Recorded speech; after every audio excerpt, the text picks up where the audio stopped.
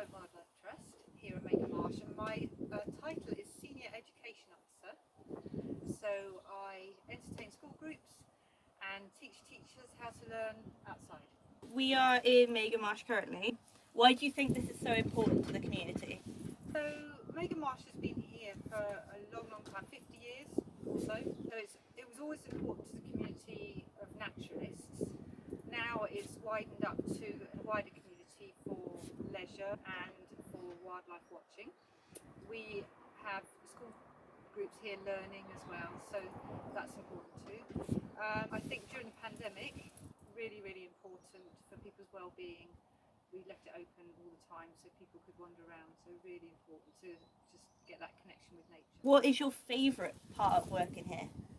Well, I've realised now during the pandemic, it's meeting people. It's a really important part of my job here.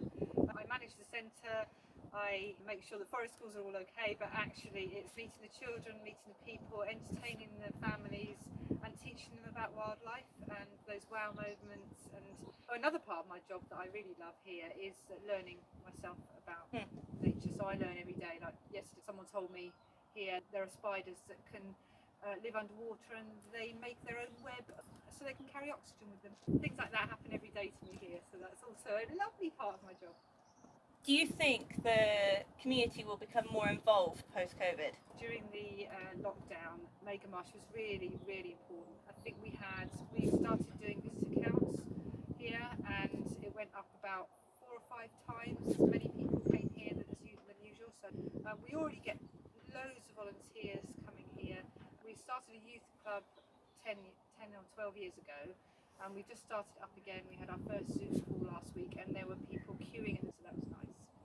That's brilliant. So that's a good indication, especially with climate change and all of the anxiety around that. I think people are looking to us to help out, do actions. Is there any landmark in the community that you also find interesting outside of Mega Marsh? Yeah, well, I love the church there. I find it interesting because of the history of the place. So there's a farm over that direction where the monks used to live, and they walked across Mega Marsh in the past to the priory.